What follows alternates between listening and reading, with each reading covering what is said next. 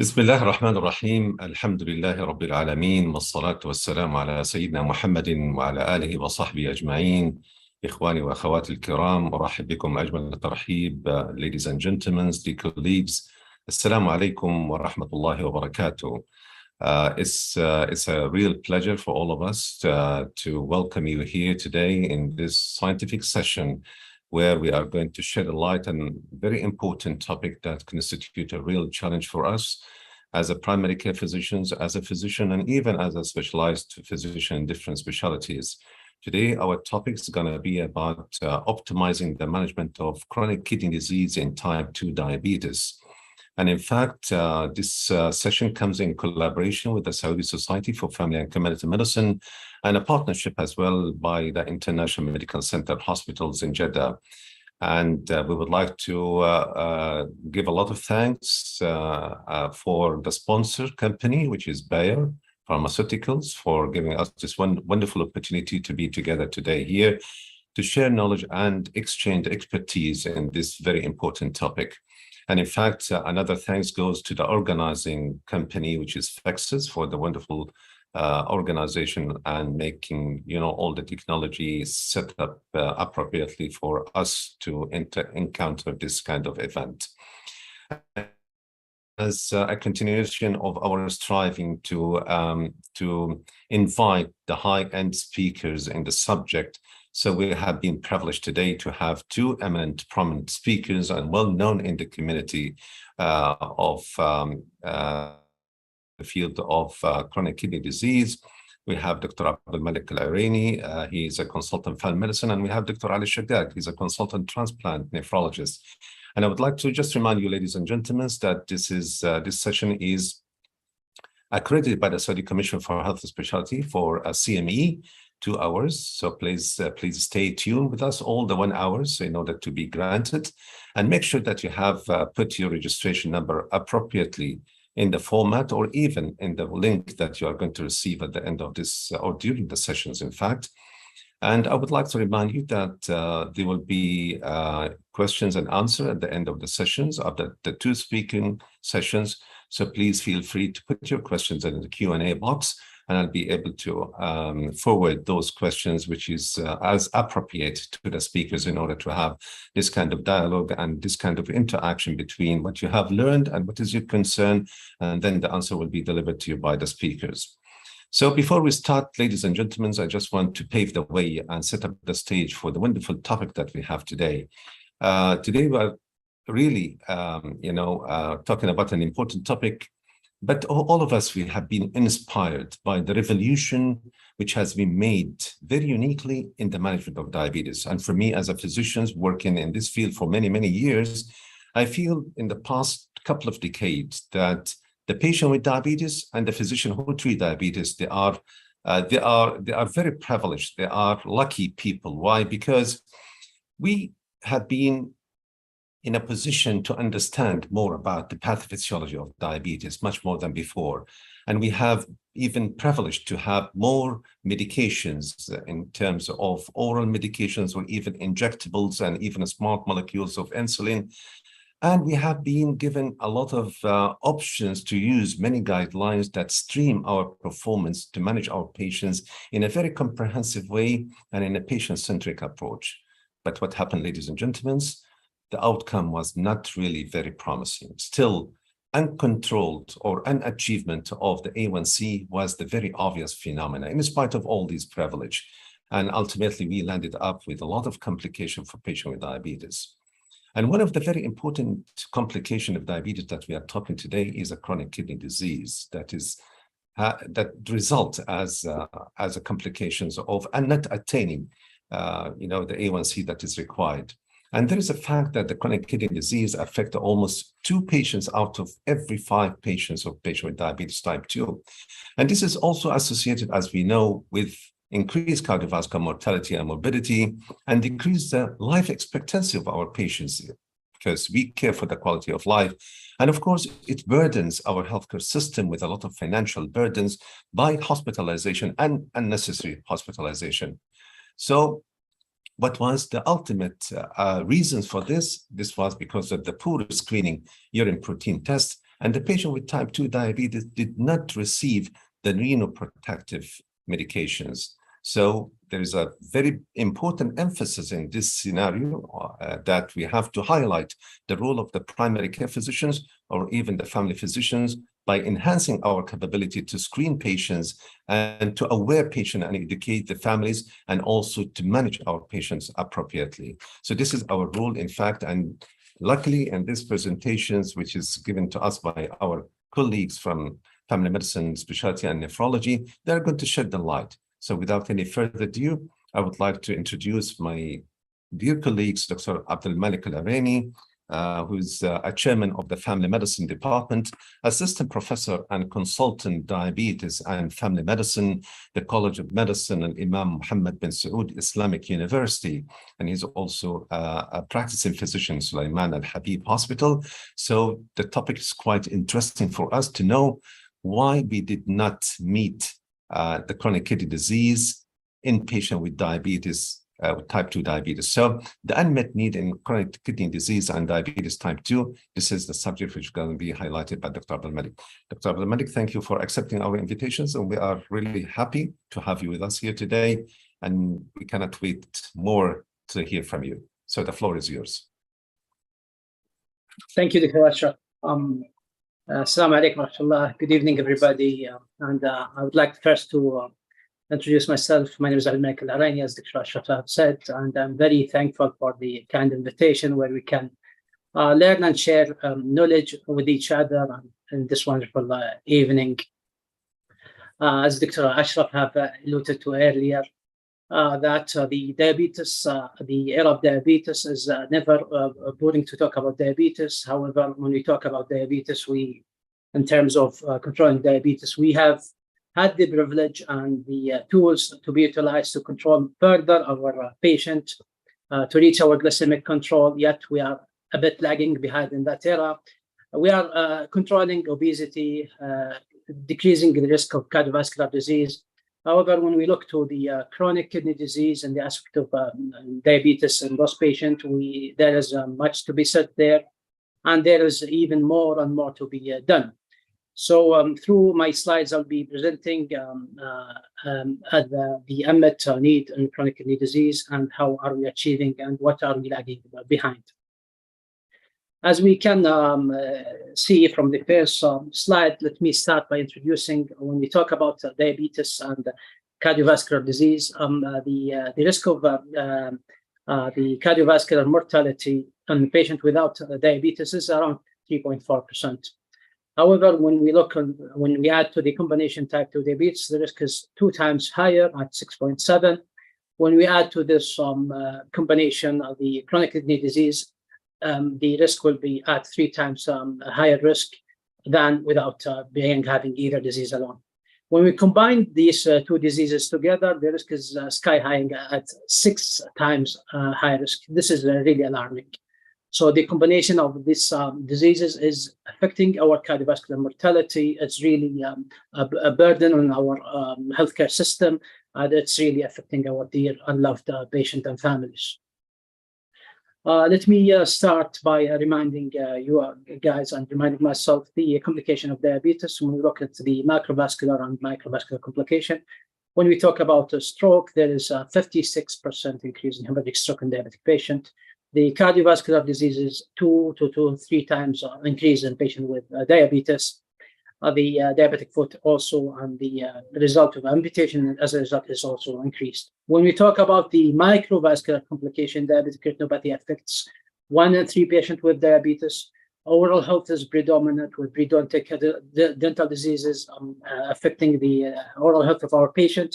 Diabetic neuropathy, where diabetes will affect every and each nerve of the body, ranging from numbness and affecting other systems, including the digestive system, urinary tract, and blood vessels and heart. When we go to the chronic kidney disease and the effect of diabetes, that's, as we all know, it's the leading cause of kidney failure in developed countries. It is 10 times more prevalent on those with diabetes compared to those without diabetes. So how does type 2 diabetes causes a structural change in the kidney glomerulus? How does diabetes affect the kidneys? In other words, we'll see loss of podocyte with denting of the glomerular basement membrane. There's a fusion of the foot process. Mesenchymal cell proliferation and mesenchymal matrix expansion is also noted with ultimate thickening of the glomerular basement membrane. Other diabetes-induced changes include glomerulosclerosis, where there is thickening of the basement membrane and mesangial expansion, accompanied by a combination of AGEs leading to glomerulosclerosis. Also of notice the glomerular hypertrophy, where it is associated with increase in EGFR, which ultimately caused by increase in plasma flow and glomerular capillary hydrostatic pressure and damage to the kidney. This is an excellent heat map that will help us differentiate and even further guide us in the management when we look into the diabetic patient at risk of chronic kidney disease progression. Just looking into the left column, there is the GFR categories. They are plotted against the albumin urea categories, where it's classified on the upper columns, A1, A2, and A3. A1 being less than 30, and A2 being less than 300 and more than 30, and A3 being 300 and above. Basically, if you look with me to the, for example, if we look into group 3A, you would see that those patients with the same GFR is tending from moderate risk on the left side if they are less than 30 albumin creatinine ratio to high risk if they are above 30 and below 300, and they are less than, when they are above 300, they are in the very high risk category. Yet they are in the same GFR category. So this is like important in showing us how to guide our therapy or how to plot our patient in a manner of control and prognosis, etc. The ADA 2020 guidelines have a recommended screening of annual screening of urinary albumin and eGFR in all type 2 diabetic patients. One should keep in mind that these results should be confirmed, given that the eGFR and the albumin creatinine ratio varies in people over time, and the confirmation is important to set the right chronic kidney disease stage. So looking into key guidelines recommendation in the screening, the annual screening of chronic kidney disease is recommended in all type 2 patients, regardless of treatment, and on those on their 5th birthday, on those with type 1 diabetes. This is a category B level of evidence. When we see patients that are with affected kidney more, where the urinary albumin creatinine is more than 300 and the GFR is between 30 and 60, more frequent screening is recommended, with at least twice annually screening for those category. Again, this is category B evidence. What is interesting is the new add-on recommendation by the ADA that guide us to the optimal target therapy, where it defined a reduction of urinary albumin threshold of 30% reduction on those with higher than 300 milligram albumin creatinine ratio as to progress a result that would show associated with slowing of the chronic kidney disease progression. Again, this is a level B evidence as well. So looking into the annual screening and how are we achieving in terms of how frequent do we screen globally. In the US, it's 1 in 2 patients are screened. When you go to Netherlands, it's almost the same, 1 in 2 are screened, about 57%. In France, it's even lower, where 1 in 3 almost are screened, but around percentage of 29 are screened. And it's better in the UK, where 2 out of 3 patients are screened almost. In our country, we don't have local data. However, it's between these numbers, given the resources, given the availability, given the adherence to the guidelines that we've seen in other diseases. So one should look into how to improve the screening and better recognition of chronic kidney disease. We can see them in 3 pillars. The easiest one being the patient-related factor, where the better access of patient education material, brochures, education, and increasing awareness at the patient level. Linking this awareness to the healthcare provider level, where the supportive of the knowledge, the electronic care promotes, the e-health reminders, the calculators will help the patient guide their therapy, and to put them in concise guideline and clear guiding algorithm. Linking the healthcare provider to each other, between different specialty, between different healthcare provider and different institute, we reach a system-related improvement. When we can adopt financial incentives, develop KPIs for management, look into quality indicators that we are achieving the proper screening. Eventually, we'll have a clear referral pathway, a clear auditing of the referral system, and a clear auditing of how we are achieving the result and how we are adherent. So let us start by seeing a case where we can discuss the issue even further. So if you are having a 66 years old who is diagnosed with chronic kidney disease and type 2 diabetes at 4 years for both the chronic kidney disease and the type 2 diabetes. His hemoglobin A1C is around 7.5%. Blood pressure, which is not bad, representing a category of our patient. Blood pressure is around 138/80. He's overweight with a BMI of, or rather BMI 30. The eGFR is 40, and the urea albumin creatinine ratio at 410, potassium is 4.4. There is no signs of heart failure. LDL is at 50, and he's on torvastatin and on the standard care of management in ACE and ARBs and other diabetic care management. When you see this patient, strikingly enough, there is an increase of the urea albumin creatinine ratio to a high number. However, the blood sugar the area that we tend to look into is marginally accepted. The A1C is at 7.5. The blood pressure is relatively controlled. So one should ask, what can I do further for my patient? A1C is marginally is almost controlled. I'm almost at a good blood pressure range. What should I do next? Or can I do something next rather? So looking into the same patient, and let us apply the heat map that we have used before. This patient have 4 over the time of diagnosis, 4 readings of urea albumin creatinine ratio, and 4 readings of calculation of GFR, where as per the guidelines, once annual. So the patient have started with an AGFR 57 and 206 milligram urea albumin creatinine ratio. So he is at a level of G3A2.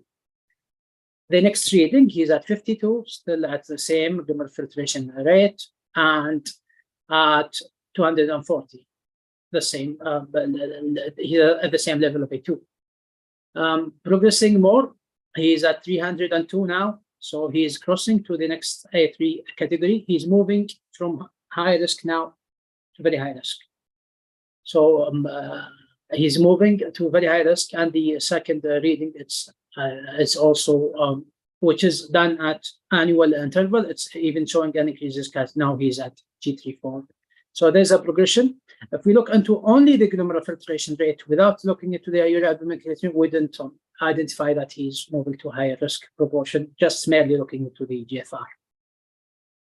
So looking into the therapies and combining what we are doing to the patient, we are, in the terms of hemodynamically, blood pressure control and intraglomerular pressure control, we are doing fine. He is on ACE and ARB, other patients are on thiazide and other diuretics.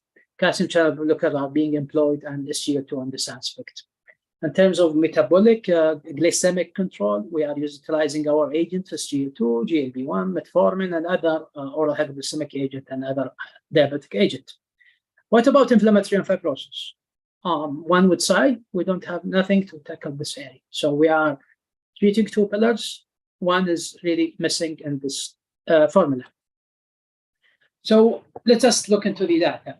As far as the hemodynamically controlled patient, when we talk about the hemodynamically controlling the patient, we have these 2 studies where we are talking about the control of blood pressure and the chronic kidney disease with standard of care treatment. So both studies have a similar primary outcome endpoint, including doubling of the serum creatinine, kidney failure or death.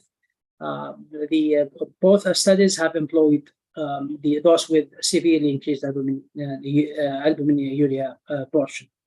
Those on the left side with the renal study where losartan was employed in comparison with the placebo, we see that losartan have improved the risk in those patients.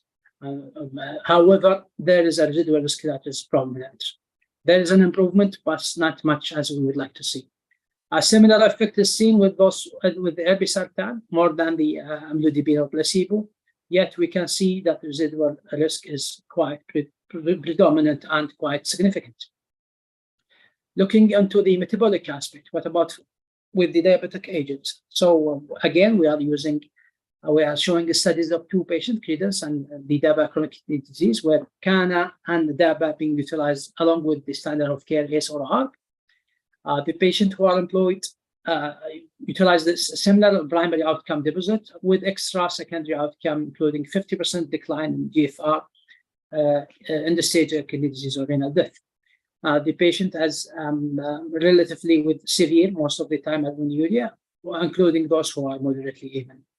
We can see on the left side, the CANA have achieved a decrease in the risk. However, a predominant residual risk is still seen there. And those with DABA, there's an improvement as well. However, the residual risk is still there. So one would say, are we doing enough? Similar to other agents, when we talk to the liraglutide or GLP-1 class, there is similar decrease in the risk. However, a residual risk is seen, whether we are talking about the primary CV outcomes or composite kidney outcomes. So the risk is still there, and the risk is still predominant. Okay. So let us look into, let's have a glimpse in the inflammatory biomarkers that are that show that patients are progressing in chronic kidney disease speaking. So when we look at two of the inflammatory biomarkers, whether it's fibrinogen or tumor necrosis factor alpha, it's shown in this slide, as we can see on the left, the fibrinogen at level 4.8 is associated with 43% increase in the outcome.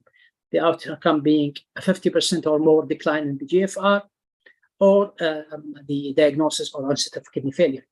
So higher fibrinogen is associated with higher chronic kidney disease. The same goes for tumor necrosis factor alpha, where the higher percentage is associated with higher progression or decline of GPR. If we look at the fibrosis biomarker as well, the graph is showing us the serum, the serum transforming growth factor beta on the left side, and the urinary one on the right side. The light blue being normal or mildly increases urea albumin creatinine ratio, and the dark blue being the severe one, and the green, the one moderately increased below 300 and above 30. As we can see, the higher the fibrosis marker, whether it is in the serum or the urine, the more the progression of kidney disease and decline of the progression of kidney disease and GFR decline. So let's talk a bit about the mineralocorticoid receptors. The MR is a member of the steroid receptor families, as we all know, that initiate or suppress the transcription of effector proteins, as well as initiate a rapid non-genomic or extranuclear event for several signaling pathways. MR agonists include aldosterone, which maintained sodium and potassium homeostasis in the renal tubular epithelial cells, and cortisol, which is mainly responsible about energy homeostasis, adaptation to stress, and limiting inflammatory response and inflammation. The MR receptors is quietly expressed in various important organs, including the heart and brain, the kidney, and the blood vessels as well.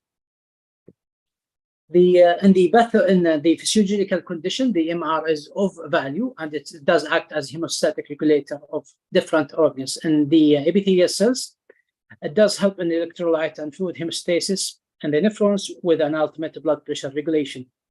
And the neurons, the response is involved in the learning, memory, and adaptation to stress. In the non-epithelial cells, wound healing is utilized in the immune cells, endothelial cells, vascular muscle cells, and the cardiac myocyte, fibrocyte, and other adipocytes as well. However, in the pathophysiological condition, the MR driver is maladaptive, causing inflammation and fibrosis response. The kidney and heart disease, oxidative stress, and salt bloating and hyperglycemia are showing in the non-epithelial cells, where there will be increased oxidative stress with upregulation of NADPH oxidase expression. Also, there is increased inflammation with upregulation of pro-inflammatory gene expression. Also, in the non-epithelial cells, there is increased fibrosis with an upregulation of the pro-fibrotic gene expression.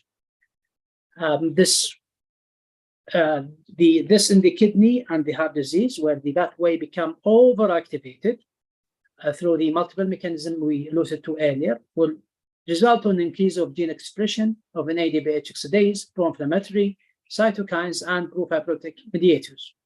This will eventually lead to inflammation and fibrosis. When we look at these the organ where they are expressed, when we look at the kidney, for instance, there'll be a glomerular damage, proteinuria, tubular injury, and reduced blood flow and kidney injury. At the vascular level, we'll see vascular remodeling, endothelial dysfunction, and increase of vascular stiffness.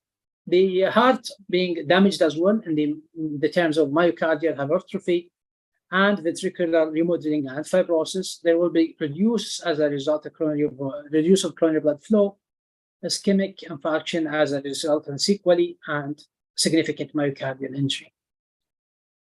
So to summarize, there is an OMR overactivation, which is being via aldosterone and cortisol RS1. The expression of pro-inflammatory and pro-fibrotic factors are exploited.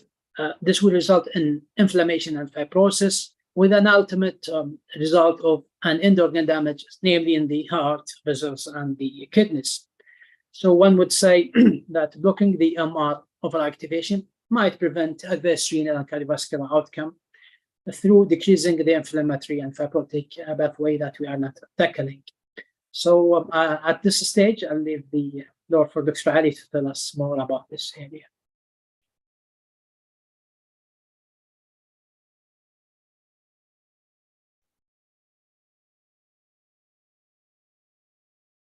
Okay, thank you, Dr. Abdul Malik, for this wonderful presentations that was touching all the points regarding the unmet need in chronic kidney disease and patient with type 2 diabetes.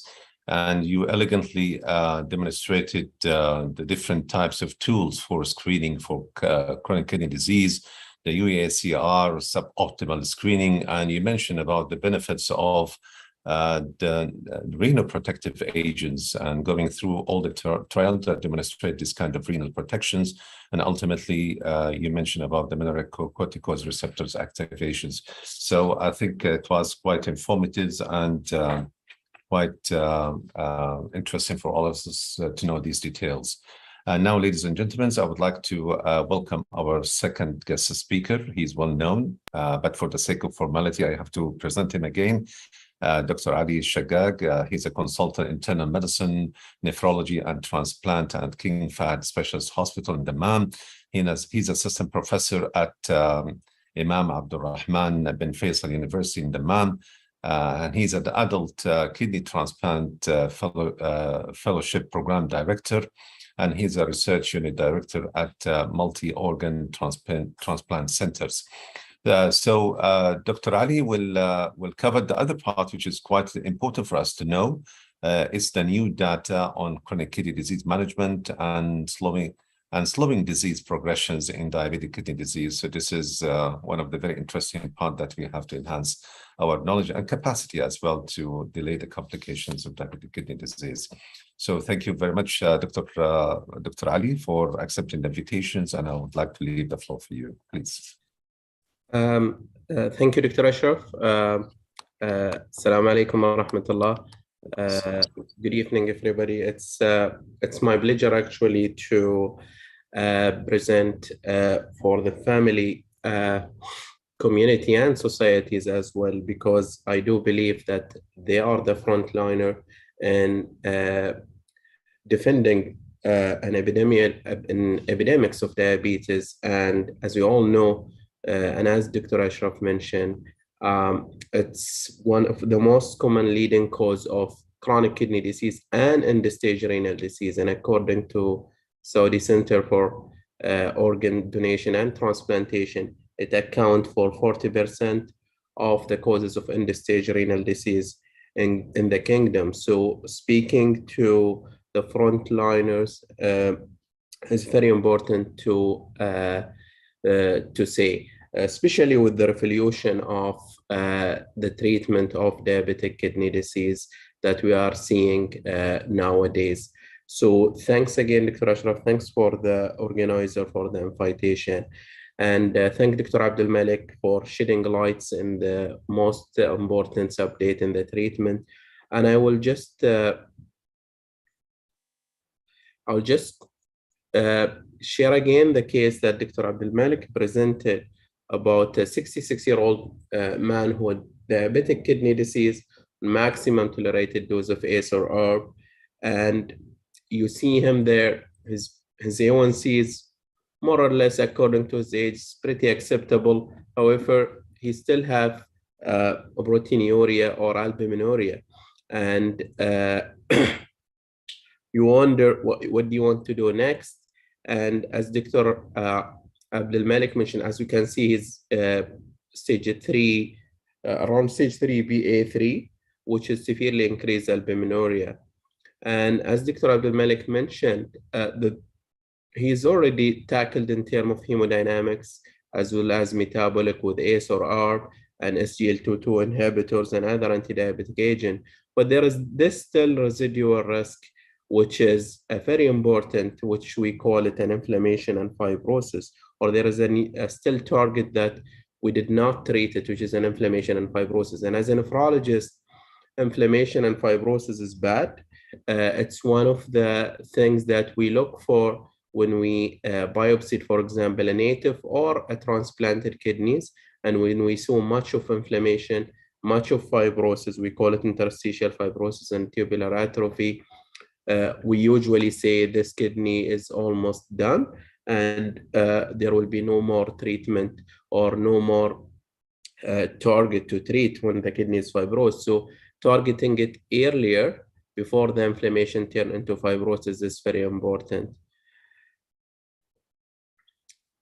So as Dr. Abdul Malik mentioned as well, that mineralocorticoid receptor overactivation is bad. It gets overactivated through multiple mechanisms. One of them is the breakthrough aldosterone release on patients who are on ACE and ARB. They call it escape phenomena, and this will increase the ligand-dependent MR activation, as well as patients with CKD and type 2 diabetes have dysregulated activity of 11-beta-hydroxy steroid dehydrogenase, which increase ligand-dependent MR activation by cortisol. Similarly, there is an increased RAC1 and oxidative stress in diabetic patients with CKD. However, albuminuria itself, severely increased albuminuria without any other cofactor, can increase MR or mineralocorticoid overexpression. And this shed the light in the importance of screening and looking for albuminuria, and not to overlook the albuminuria just relying on the GFR that is above 60 or so, because albuminuria itself is associated with bad outcome. One of those bad outcomes is increased MR overexpression. So all of these, whether hyperglycemia, salt loading, oxidative stress, albuminuria, all of these will increase ligand-dependent MR overactivation. That will lead to inflammation and fibrosis within the kidneys. And blocking this by using epinrenone, which is a novel selective non-steroidal MRA, will block this pathway, and hopefully it will lower the risk of CKD progression as well as cardiovascular event than placebo. But what one would wonder, we heard about spironolactone. We know that spironolactone is steroidal MRA. So what is the difference between finerenone and spironolactone?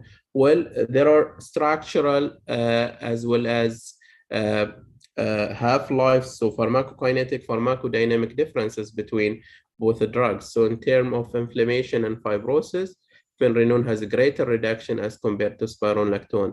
And this has to do with the structure of finerenone, which is more potent and has greater selectivity to MR receptor as opposed to spironolactone. Similarly, the effect on renal electrolyte disturbance, specifically hyperkalemia, it is lower risk as compared to finerenone. So with finerenone as compared to spironolactone, whereas spironolactone has higher risk of hyperkalemia as compared to finerenone. And again, this has to do with half-life. Finerenone has shorter half-life, has no active metabolites, so all this will result into lower risk of hyperkalemia. One also of the side effect that's unwanted in patients with spironolactone is the sexual side effects like gynecomastia, erectile dysfunction, dysmenorrhea, and this has been shown more with the spironolactone, whereas finerenone, there was no difference in those side effects as compared to placebo. And again, this has to do with the highest selectivity of finerenone to MR receptor as opposed to spironolactone. Now, effect on blood pressure is modest. Spironolactone has higher effect in blood pressure reduction as compared to finerenone, and this is because of the lipophilicity and polarity with the spironolactone than finerenone. So the evidence that tested the finerenone in patients with diabetic kidney disease came from two large trials, which is Figaro and Fidelio diabetic kidney disease. Those two studies investigated over 13,000 patients with CKD and type 2 diabetes. So after a run period of 4 to 16 weeks on a patient who are on maximum tolerated dose of ACE or R, patients were get randomized to finerenone 10 or 20 milligram once daily or placebo. We'll talk about the dosing later. but they used 10 milligram if the patient had a GFR between 25 to 60 and potassium less than 4.8, or 20 milligram if the GFR more than 60. Now, Figaro has 7,400 patients. Fidelio has 5,700 patients. Fidelio more of a kidney trial. Figaro more of a cardiovascular trial, as you can see here. Fidelio has a composite endpoint of time to kidney failure, sustained reduction of GFR of more than 40%, or kidney-related death. And they define renal death if the patient died, or kidney renal replacement therapy has been offered but not given, or there was another cause of death. Now, in terms of secondary endpoint, it is the Figaro primary endpoint, which is time to cardiovascular death, non-fatal MI, non-fatal stroke, or hospitalization for heart failure.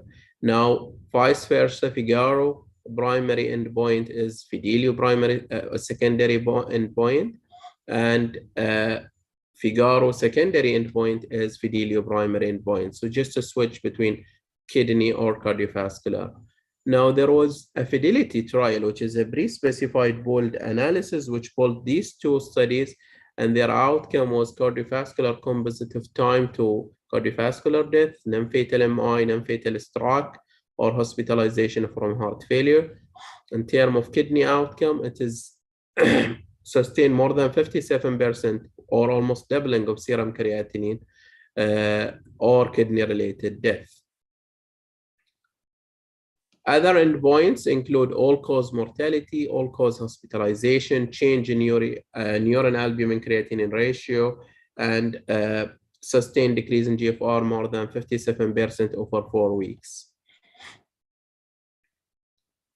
Now, if you look to those trials, Figaro, Fidelio, and Fidelity trial, actually it include wide spectrum of patients with CKD from moderately increased albuminuria to severely increased albuminuria from stage 2 up to all the way up to stage 4. So it include wide spectrum and higher risk of patients. So as you can see, the patient with for example, grade 3B, A3, they are at higher risk of progression because of the albuminuria. So this study is applicable for almost all the CKD patients with varying degree of albuminuria or proteinuria. Now, coming to the results. So Fidelio, again, to remind you, Fidelio is a kidney trial. So use of finerenone as opposed to placebo significantly reduced the risk of CKD progression by 18%, and it significantly reduced the risk of cardiovascular event by 14%, which is a huge reduction. Similarly, Figaro resulted in decrease in cardiovascular morbidity and mortality by 13%, and kidney composite or kidney outcome by 36% of end-stage kidney disease and by 23% of doubling of serum creatinine versus placebo. When we get the fidelity, which is the pre-specified pooled analysis, finerenone reduced the cardiovascular event by 14% and reduced the CKD progression by 23%, with only 60% number needed to treat to achieve this, which is a great. Looking to the urine albumin creatinine ratio, use of finerenone reduced it by 31% from the baseline up to 4 months versus placebo. As you can see here, this is finerenone, and this is the starting urine albumin creatinine ratio. It reduced it by almost 31% at 4 months follow-up. Now, finerenone is not considered to be anti-diabetic medication, so it does not have any effect on hemoglobin A1C over time. It has a modest changes in blood pressure toward lower blood pressure reduction, and this has been shown by AMBER trial. We will not speak about it tonight, but finerenone might result into also into lowering blood pressure or a modest reduction of blood pressure as compared to a placebo. Now, one of the things that every physician who's starting Finrenone, as similarly to spironolactone, what is the risk of hyperkalemia? And as I mentioned earlier in the earlier slide, yes, Finrenone can cause hyperkalemia, but it is lower than spironolactone and it is predictable. So as you can see here, use of Finrenone, the maximum change in, versus placebo was 0.23 millimole at month 4 as compared to placebo. Keep in mind that the patients who are enrolled in Fidelio or Figaro trials were already at risk of hyperkalemia before starting Finrenone. So those patients who have diabetes with type 4 RTA, renal tubular acidosis, they were 100%. 88% of them were stage 3 and 4, which again, they are at risk of hyperkalemia. 99% of them were on RAS blockade with their ARB or ACE, which again posed them at risk of hyperkalemia. So if you can see at baseline, 86% were having a potassium less than 4.8. Almost 6.7% has a potassium between 4.8 to 5. And then almost 7% were having potassium more than 5. So at a baseline, those patients at higher risk of hyperkalemia, use of Finrenone did not change that risk very much. It just resulted into 0.23 difference as compared to placebo, 0.23 millimole. Now, we usually say to the trainee, we don't treat numbers. We have to worry about the clinical consequences of such an increase. And this is, although the hyperkalemia increased, but the clinical consequences were not frequent. So as you can see here, for example, this is the blue bar is Finrenone and the black is the placebo. Hyperkalemia that lead to permanent discontinuation only in 2.3%. 1.4% were reported to lead to hospitalization, and none related end up by death or serious consequences. Now, when you start Finrenone, you need to be very careful about when to bring the patient back again to check his potassium and electrolyte. So as I mentioned to you initially, so if you have a patient with a GFR between 25 to 60, you start him at 10 milligram OD. But if his GFR more than 60, then you start right away by 20 milligram OD. And then what you bring the patient again at 1 month after starting the treatment. And if his potassium less than 4.8, and he was on 10, then you up titrate the dose to 20 milligram daily. But if he was already on 20 milligram from the start and his potassium less than 4.8, then you continue the same dose. But what if his potassium after 1 month was more than 5.5, then you withhold the drug and then recheck the potassium within 72 hours. After checking after 72 hours or 3 days, if the potassium above 5, continue withholding and monitored again in a 72 hours or a week time. If it is less than 5, then you restart at a lower dose at 10 milligram daily. This is how do you do in real life practice. Now, this is how your patient will look like if you wanted to start in Finrenone. So the key inclusion criteria, it include adult patient, more than 18 years with a GFR between 25 to 75, maximum tolerated dose of ACE or ARB for more than or equal 4 weeks, and they have moderately or severely increased albuminuria with a potassium less than 4.8. The exclusion criteria: patient with heart failure with reduced ejection fraction, especially class 2 to 4, or uncontrolled hypertension, A1C more than 12%, or other kidney disease which is not related to a diabetes. So as you can see, again, just to remind you that almost 81% of the patients who were enrolled at Figaro or Fidelio were in this high-risk category, which is 3A, 3B, A3, A2. Now, as Dr. Abdul Malik mentioned, about SGL2T inhibitors and its use as an anti-diabetic and anti-proteinuric medication, one would wonder, can I still use Finrenone if the patient already an SGL2T inhibitor? And my answer to that question would be, of course, yes, because as we mentioned earlier, there is always a residual risk. So if your patient on ACE or ARB and SGL2 inhibitors, or not an SGL2 inhibitor, but his albuminuria still is not under control, you can still use Finrenone. You can see here in that trial of Figaro or Fidelio, 6.7% of patients were already on SGL2 inhibitors. Now, when we look to the reduction in urine albumin creatinine ratio, if the patient baseline SGL2, use of Finrenone will result into 37% more reduction of albuminuria. And without SGL2, it will result into 32% reduction of albuminuria. So again, you can use Finrenone irrespective of SGL2T use at baseline. This is the cardiovascular benefit of Finrenone was consistent, again, irrespective whether you use SGLT2 inhibitors or not. As you can see, cardiovascular composite, again, with a adjusted hazard ratio of 0.87, or with SGL2 hazard ratio of 0.63. So still there is a benefit irrespective of SGLT2 use. Similarly, hospitalization from heart failure are reduced whether you use SGL2 or not.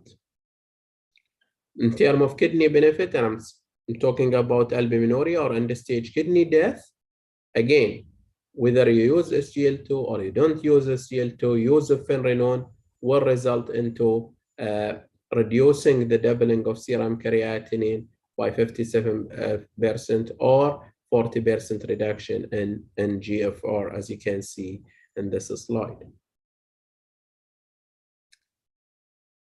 So because of this overwhelming evidence from the two major trials, the ADA 2022 treatment recommendation has updated their recommendation that in patients with a chronic kidney disease who are at increased risk for cardiovascular events or CKD progression, and we're talking about cardiovascular event or CKD progression, we're talking about a patient with moderately or severely increased albuminuria.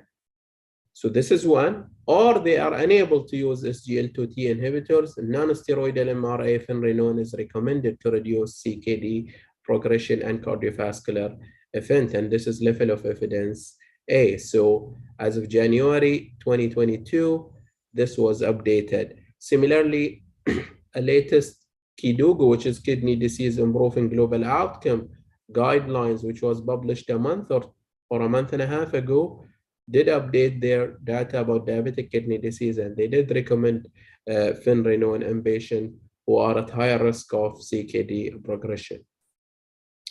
So this is just a comparison between KDIGO 2020 and KDIGO 2022. They all use recommend ACE and ARB as a baseline. Initially in 2020, they recommend SGLT2 inhibitor and GFR more than 30, but nowadays, even you can use it if it is more than or equal 20.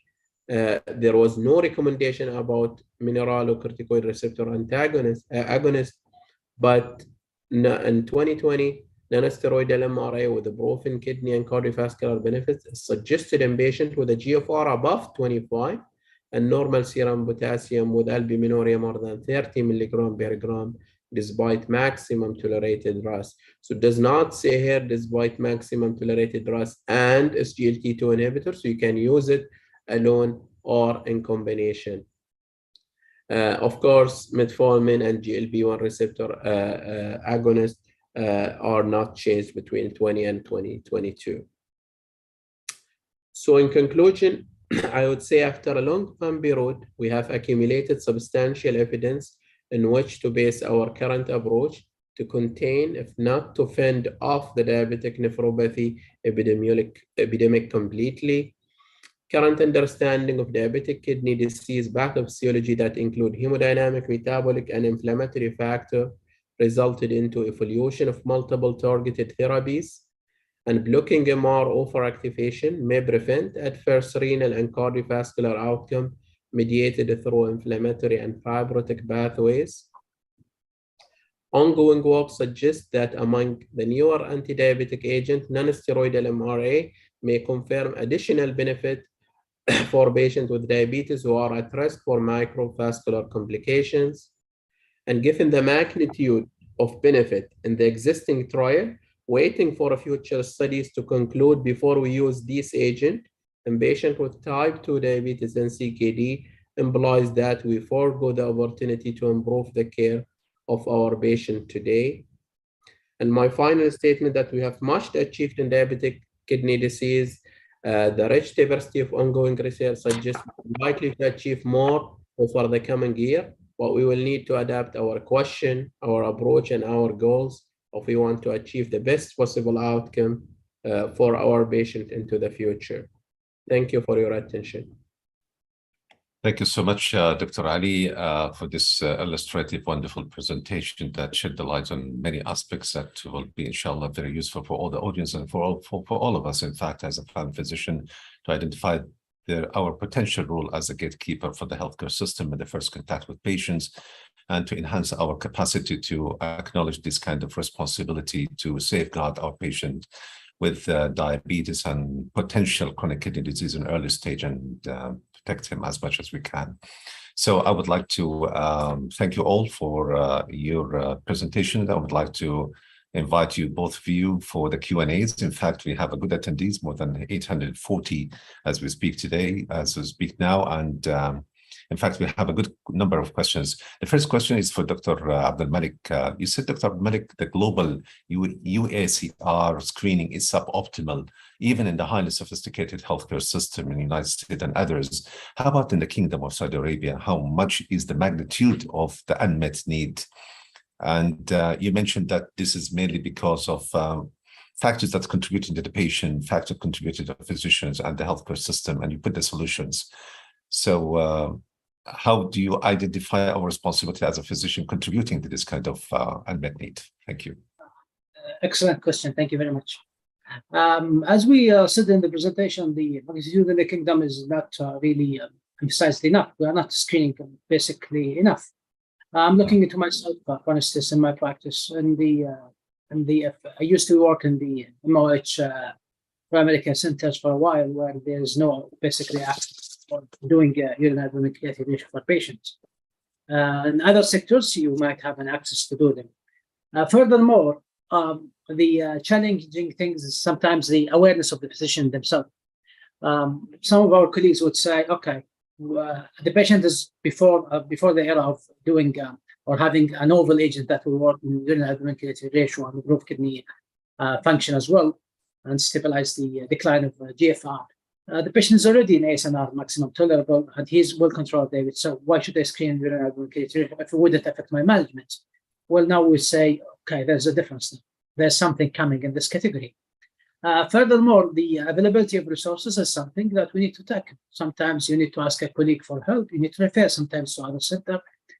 Sometimes you need to even advocate for your patient. Okay, this test is quite important. I'm not having it at my center.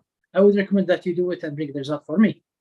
So if you tackle the awareness of the patient, sometimes they are the driving force that will force the system, the colleagues to do the test. Utilizing the patient is a good tool in this area as well. Okay, thank you so much. This is very elegantly, answered. But I would like to add, because this is the issues that we always encounter in managing our patients with the chronic disease, and we are not reaching the target goal, and we are pushing patients towards complication rather than safeguard them. And this is what we call therapeutic inertia or clinical inertia. And it has to be identified that there is three major components. One is the patient, which constitute only for 30%. And there is the healthcare system, which constitutes about 20%. But the physician, they constitute about 50%. So we are responsible.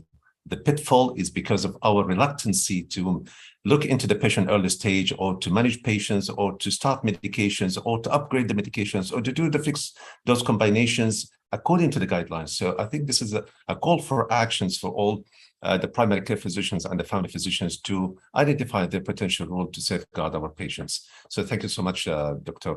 Abdul Malik. Another question, Dr. Ali, for you. Do you think that the new guidelines which has been adapted nowadays, for example, the ADA, that they have stratified patients into risk groups, cardiovascular, renals, and then obesity, hypoglycemia. Do you think with this kind of stratifications, we are going to go one step ahead towards optimizations of our competency to manage patient early stage, or still we are going to be landed up in the same problem? Thank you, Dr. Ashraf. No, I think this should push us one step more, because re-stratifying chronic kidney disease into more, let's say, subgroups or more subclassification will help people to understand the importance of those subclassification more. For example, reclassifying CKD or chronic kidney disease as before, like stage 1, 2, 3, 4, 5, and to more recently, we have to say stage 2 or 3, A1, A2, A3. This subclassification of albuminuria or others will help physician to understand that this is as important as GFR, and then you have to tackle it early, even if the patient has, for example, a GFR more than 60, which we know that below 60 we define CKD, but above 60 we don't define it. But this is totally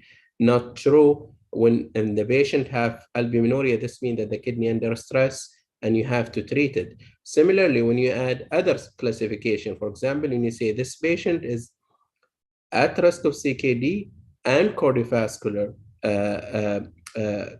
events, this again add another insight that you have to tackle it as early as possible before he goes into that path where you cannot really treat him at that time. Yeah. Okay, so let's hope for the best that things will be going much better than it was before because of this. In fact, we have a very good quality of question from the audience, and this reflects their understanding to the subject. One of the questions, Dr. Abdul Malik, saying that our profile of patients in the Kingdom of Saudi Arabia is more than chronic kidney disease and diabetes. So there is a lot of confounders and risk factors like obesity, smoking, hypertension, cardiovascular, and others. Do you think that the annual screening for high-risk patients for CKD with this kind of profile is enough once a year annually? Oh, well, let's start by saying this is the minimum. Yes. So the minimum should be this should be done, and this is the stage that we hope to reach. Yeah. Is it enough? Definitely no. We're optimistic to do more than this. Tackling each risk factor at one visit wouldn't be. However, from practice and from even shared discussion with colleagues, doing things in stages and pieces and chunks is always helpful to the patient. Well, today we are talking about this. Next time we are talking about that. Nevertheless, we remind you about the other aspects that we talked about in the last visit. Actually, the clinical decision support tools, the clinical reminders, the utilization of the EMR, and tackling these risk factors at stages and with the reminders. So with the patient, we talked about this last time. Let's give you more data on this. We talk about smoking cessation. Did you have a chance to reflect on that? Did you have a chance to think of quitting? Let's do this at this time. Let us give you an access of doing something more in the area of screening the kidney now. Let's go and check your fundus now. Let's do a retinal image of your eyes. It's the time. So giving the patient chunk and pieces at time is reinforcing, reflecting the idea, and it's never enough to do one test at one time, once annually, and that's it. Yeah. I totally agree with you, and this is a call for action that we have to customize our management plan based on the patient profile, so one size is not fit for all. And in fact, this is an important to look into the patient in total. I have, Dr. Ali, there is a question for you. For which patient would you consider finerenone over the SGLT2? Or can we combine them together? You said it, but this is a question that we would like just to highlight it again. Great. So as I mentioned, the use of SGLT2 or finerenone are additive They are complementary to each other. If patient can tolerate both, well and good, but there are certain type of patient that they cannot tolerate SGLT2 inhibitors. And here we are talking about the contraindication or the adverse events of SGLT2 inhibitors. So for example, one of the commonest side effects or adverse event with SGLT2 inhibitor is the increased urinary tract infection or genital and mycotic infections. So if you have a patient with recurrent UTI or urinary tract infections, those are a patient that you would be cautious to start SGLT2 inhibitors in those patients. Similarly, in patient with at risk of peripheral vascular disease and prior history of amputation, lower limb amputation, those again I would be cautious to start SGLT2 inhibitors as opposed to finerenone. Patient with hypopholemia or recurrent episodes of hypotensions, because SGLT2 inhibitors, the mechanism of action is more of like a diuretics with a glucose lowering effect. So patient with hypopholemia, hypotensions, those again, I would shy away from SGLT2 inhibitors if they cannot tolerate it. So UTIs, amputations, genital or mycotic infections, hypopholemia or hypotension are all these more or less relative adverse event or contraindication for SGLT2 inhibitor, and for that I would use finerenone over SGLT2 in such patients. So I would not deprive them from the reducing albuminuria by not keeping them on a SGLT2 inhibitor, but I have to think of finerenone in such patients. Okay, just to continue with you, Dr. Ali, finerenone, is it available in the kingdom and is it approved by the Saudi FDA? Yes, it is available. It's just approved the 10 and 20 milligram, and it's available in Saudi Arabia. My understanding it's available in Jeddah as well by both doses, 10 and 20 milligram, and approved by American and Saudi FDA. Okay, there is a kind of concern. The early stage of CKD, chronic kidney disease, is it reversible if we just initiate the proper medications and the protective renal protective agents? Is it reversible? Can we undo chronic kidney disease like what we have done with the pre-diabetes, for example? If we discover diabetes in early stage and then we can start the lifestyle modification, weight reductions, and certain medications, we could revert pre-diabetes. Is it the same with the chronic kidney disease in the early stage? Definitely, yes.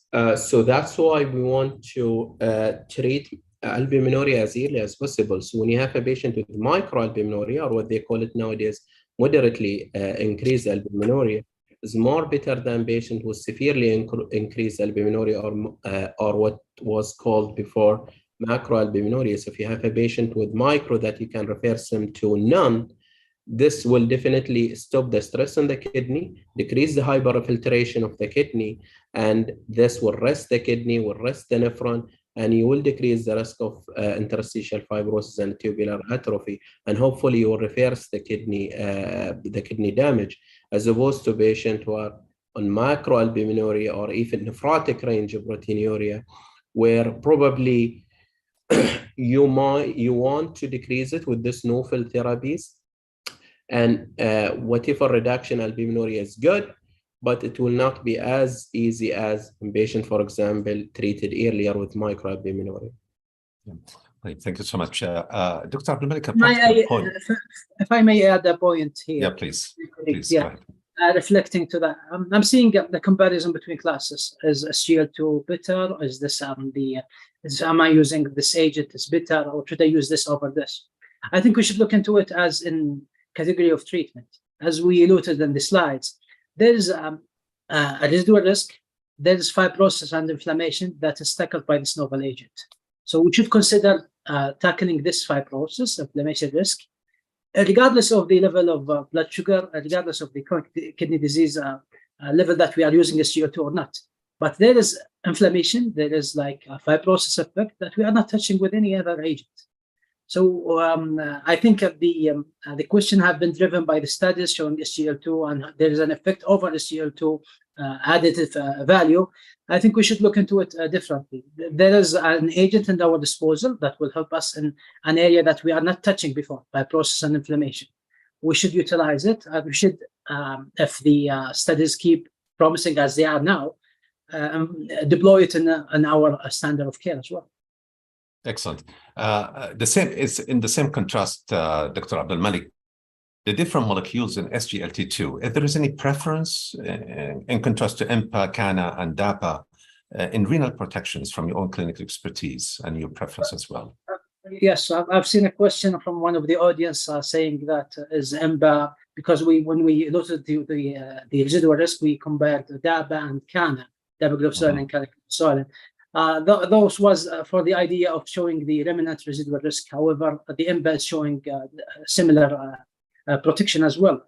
I'm aware that in the formulary of MOH at the primary care level, they have access only to empagliflozin, if I'm not mistaken. So it could be deployed in this area as well. So the class effect is seen across different agents. Whatever the resources is giving you access to, utilize it to your patient and their advantage. Excellent. Dr. Ali, the last question is, what is the importance of treating albuminuria even in patients with EGFR more than 60? So as I mentioned earlier, Dr. Ashraf, it's very important. And as Dr. Abdul Malik mentioned, yes, it's the minimum to screen once, but probably biannual or even quarterly is as important as checking the renal light and GFR. And as I mentioned earlier, treating albuminuria, because albuminuria itself, without even CKD, has been associated with increased cardiovascular morbidity and mortality, increased vascular calcifications, as well as increased risk of macrovascular complication like stroke. So treating this albuminuria as early as possible, even if the GFR is more than 60, is very important to prevent the downstream consequences and complication. Okay, perfect. I think we finished all the questions, but there is one question which I always say it's a $1 million questions for both of you, but mainly for Dr. Ali, as you are a nephrologist and sitting on the other spectrum of our healthcare system in the tertiary or even the secondary level, and we are staying in the primary care level. How do you look into the quality of referral of our patient to you in terms of the workup that we have done and we manage the patient and then we refer to you? Do you have any comments on this and how you would like to give us some clinical pearls in order to improve our quality of managing our patients with CKDs in early stage in primary care and refer them when it's needed to you? So this is a very tricky question, but I would say the one important thing is knowledge, and attending such webinars and updating ourselves as a family physician or even as a nephrologist. I wouldn't say even as a family physician, even some nephrologists need to update their information about the new evolution, the treatment of diabetes. So unfortunately, as I mentioned earlier, most of the time that we see patients get referred, they are already at advanced stage of CKD with nephrotic or nephritic range of proteinuria. When you ask about where this albuminuria checked 3 years, 4 years, 5 years ago before your referral, you wouldn't say that in the referral report, or you wouldn't say that in the record. So I'm not saying all, but this is how the pattern of referral happens. It's just a patient with diabetes and his GFR is 40, for example, for your kind evaluation. No mention about albuminuria, no mention about what was treatment done. So I think stressing on being strict to the guideline, checking albuminuria, going ahead with starting a treatment like ASNR and Fenrenone, SGL2, metformin, whatsoever, strict and not shy away from their side effect. I'm afraid from hyperkalemia. I'm afraid from a change in the GFR. The minute you understand the pathophysiology is as important as seeing the patient. So I would say inshallah, hopefully with more webinars and more updates and more knowledge sharing, this will improve the quality of referral. Thank you so much, Dr. Ali. Dr. Abdul Malik, being in the primary care as a family physician and specializing even in diabetes, what is your last words you would like to forward it to our colleagues sitting in primary care and managing this patient with diabetes and at risk of chronic kidney disease? Few words. Thank you very much for the final address. I would be saying to my patient, sometimes some of our colleagues will say resources are not enough to tackle this area specifically. However, being an advocate for your patient, namely asking for the test to be done in different setting, requesting the patient to even do the test. Don't be shy to ask the patient to do the test somewhere else and bring the result for you. But don't be lacking or harming that this resource is not available. I cannot do something or anything more. So if the albumin creatinine ratio is not available at your center, go and ask for it. Speak to your medical director. Speak to people. Increase awareness among your colleagues. Okay, we have a problem, guys. We don't do this enough. I think we should talk about it. I've seen this study talking about this agent, and this study is talking about we should screen patients more frequently. We are not keeping with the guidelines, guys. What are we doing? So increasing the small group discussion, involving the stakeholder, the managerial and the decision maker people in this dilemma is important. Even speaking to the patient in their own shoes, say that this patient is a relative, he's a brother, he's a sister. Okay, I'm sorry, this is not available in our center, but I think we should do it. Just an eye opener for the patient, it will help as well. So I would say the patient is our most important customer. We should take care of him. We should put ourselves in his shoes, and we should address him to the best what we have, and even one step and reaching beyond that even. Okay, thank you so much, Dr. Abdul Malik. Okay, ladies and gentlemen, dear colleagues, I just want to summarize the most important things that we have been, talking about today. The chronic kidney disease is one of the most, in fact, prevalent complication, as we know, which is associated with type 2 diabetes. Unfortunately, it's remained underdiagnosed, and the recommended test is underutilized. So this is one of the very important points that we have to stress upon today and to remember it all the time. And we know that the chronic kidney disease is associated with a lot of consequences like cardiovascular disease, hospitalization, even of life of our patients are quite totally disturbed. The early detections of kidney functions abnormality facilitate the early diagnosis and avoid certain prescriptions, certain drugs that might worsen the conditions. And this is very important for us to put it in the back of our mind when we treat patients with diabetes and chronic kidney disease. As it was said elegantly by Dr. Abdul Malik when he said that the ADA 2020 recommended screening kidney dysfunctions in patients with type 2 diabetes at least annually. But again, based on the patient profile, we much do it in different way based on the patient need. And we have to remember, in fact, that there is a guidelines and there is a clinical word practice, and there is a gap in between both of them. And usually we fill up this gap by our clinical expertise. Fenrenone is a novel selective non-steroidal MRAs, and it has a great reductions of inflammation and fibrosis, as it was stated by Dr. Ali Shagag. And it has a low risk of renal electrolyte disturbance and low risk of hyperkalemia.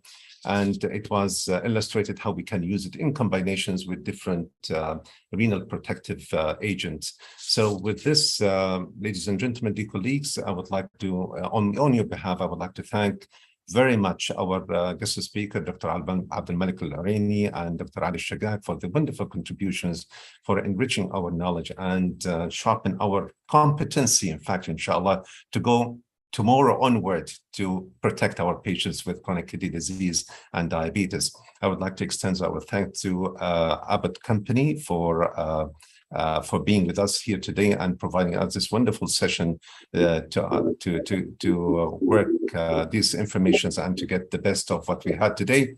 Special thanks for Fexus for the wonderful contribution. Dr. Abdul Hafid, thank you for being with us here today behind the scenes. And I would like to thank everyone who have been successfully working hard to make this scientific event viable. Thank you very much, ladies and gentlemen, for being with us. MashaAllah, more than 800 attendees till the end. And with this, I would like to remind you to stay tuned with us. We will be having a lot of activities on weekly basis, every 2 weeks, or even 1 month, contributed by the Saudi Society for Family and Community Medicine and International Medical Center. Thank you so much for being with us. I wish you a very wonderful night. Assalamu alaikum wa rahmatullahi wa barakatuh. يعطيكم العافية جميعا. شكرا جزيلا. حقيقة استمتعت بهذا اللقاء دكتور علي ودكتور عبد الملك. يعطيكم العافية. وعليكم السلام وعليكم. حقيقة أشكركم دكتور أشرف على حسن الإدارة والحوار والتقديم في هذه الندوة الجميلة، والشكر موصول لكم دكتور عبد الملك، دكتور علي، لشركة باير اللي أتاحت لنا الفرصة هذه إن نقدم مثل هذا البرنامج العلمي التوعوي القوي من أساتذة مرموقين أمثالكم. بارك الله فيكم وشكرا جزيلا. Special thanks for Bayer for the wonderful setup that جزاهم الله خير. شكرا جزيلا لكم. الله يعطيكم العافية جميعا. أنا قاعد أتذكر أظن دكتور علي have been 10 years في وقت الريزدنسي، يمكن على around 2012 احنا كنا سوا في الريزدنسي في الناشونال جارد. ف 10 years rejoining this wonderful event. صراحة الله يعطيكم العافية. البيت قريب. عشان كده بنقول هذا ما هو ملتقى الخبرات، هذا ملتقى الأحبة. بنلتقي كلنا مع بعض. الله يعطيكم العافية. الله يعافيك ويعطيكم الله العافية. يديم المحبة إن شاء الله. الله يديم على خير إن شاء الله. في أمان. على خير. يا هلا، مع السلامة. يا مع السلامة.